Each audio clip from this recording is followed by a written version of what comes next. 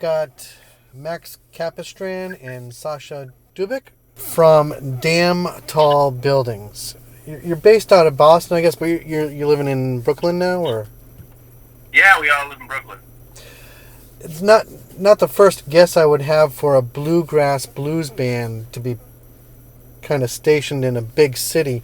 Are you originally from a city setting, or are you from different parts of the country? We are from all over the country, all four of us. We have Jordan from Portland, Oregon, Montana, where Avery is from Montana, and Max is from New Hampshire, Bedford, New Hampshire, and I'm from Philadelphia. Go New England. Yeah. Two East Coasters. But do you get a big draw performing in the city? Or do you spend a lot of time like in the city, or do you always go out and do touring?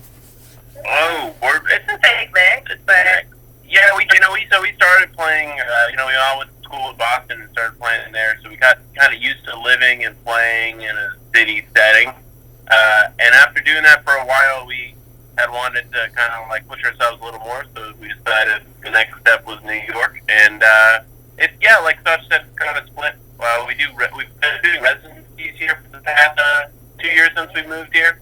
So what we'll do is we'll go like pick a venue and we'll go play there once a week for a month, and that's been really awesome. One of our big things is like if you see us play ever or get to know us, we're all about bringing as many people along on this like journey as we can. And so like being in the city, getting to really develop a sense of community with people and have people coming back and seeing us in the city has been really great. And it's a great bluegrass music scene here in New York, especially Brooklyn. What's the general kind of feedback you're getting? Is it a refreshing change for them to kind of get away from the hustle and bustle and kind of sit down in a relaxed setting and listen to a simple song about simple topics everybody can relate to? Our shows are a little more punk rock, I would say. So, yeah. Most people, I think, we generally... I'm looking for a party. Yeah. We generally get complaints the next day after our shows that people are having to go to work and being like, I was up way too late. So we particularly our type of bluegrass, our type of music that we play, I guess our version of bluegrass is very much like city driven. It's up tempo, it's party music, and I think it kind of fits for where we're playing it. You get the audience engaged and like participating in the energy. Yeah. Oh, definitely. Yeah, people love to dance. People are upset. Recently, in the last couple years, we started playing more sitting type venues or dinner venues and ticketed shows like that. And we always get people coming up after the show being like, "We wanted to dance." But if we get to know a lot of our what I guess our fans were once fans that we've met being here are now our friends. We keep just kind of growing this fan friend kind of base. Yeah. So we definitely, the audience is always deeply involved in the show. And if you've seen us play, I think it's very clear. So it's a much better experience. Is it much better experience in a smaller venue? It's different in every setting. Like we're able to be more intimate and tell stories in a certain way that we can't do when we're on a bigger stage or playing a bigger venue.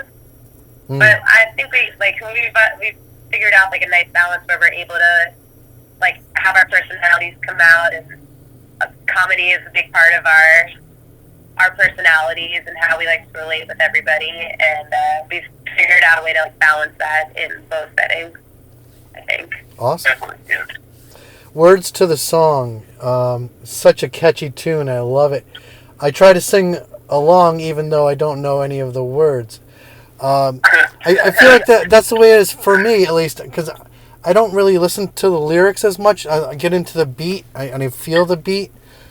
So I think this song kind of speaks to my soul. Is that the point you're trying to get across?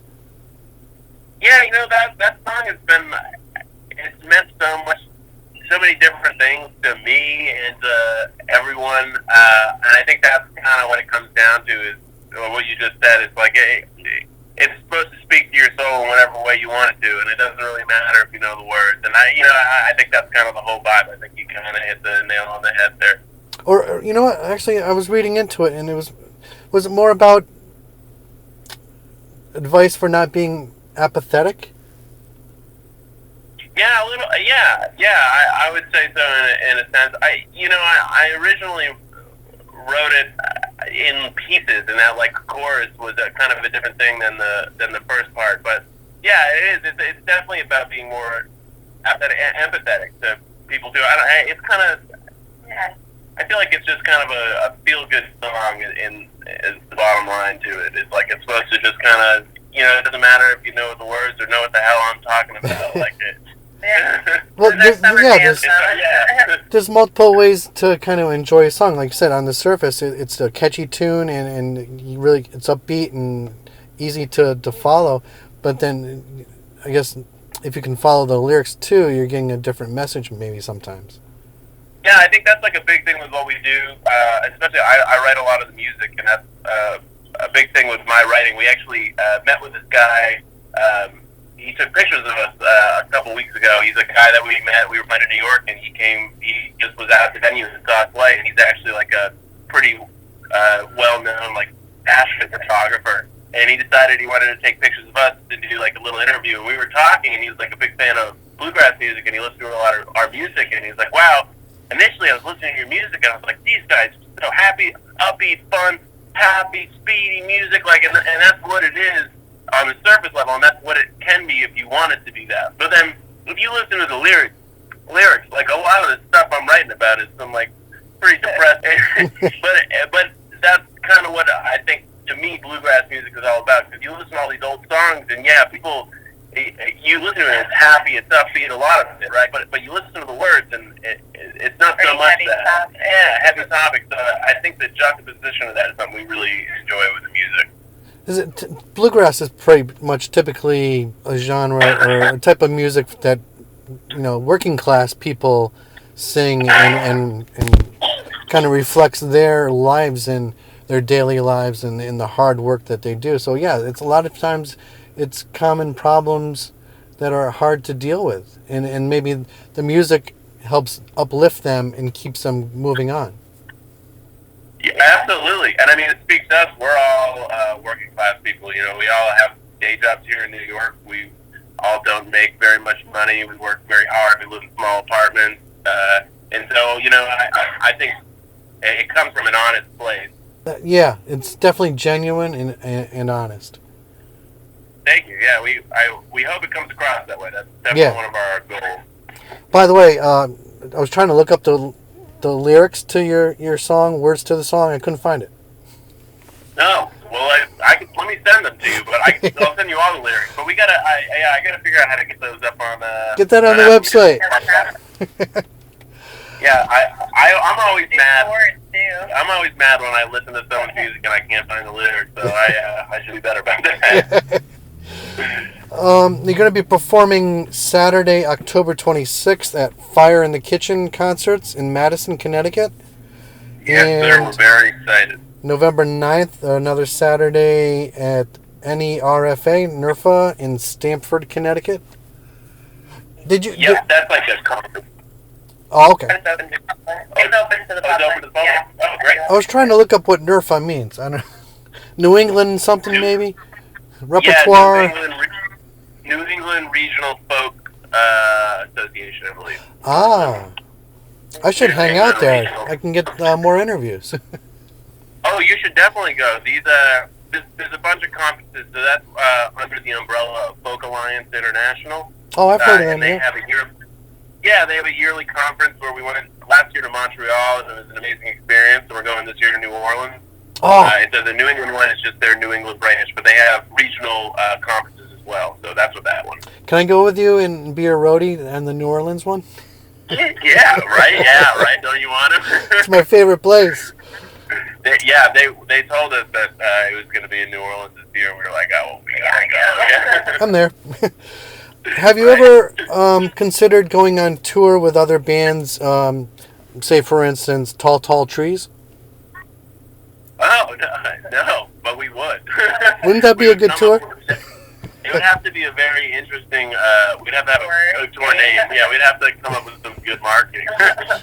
Shorty, the Shorty Tour. The Shorty Tour. So yeah.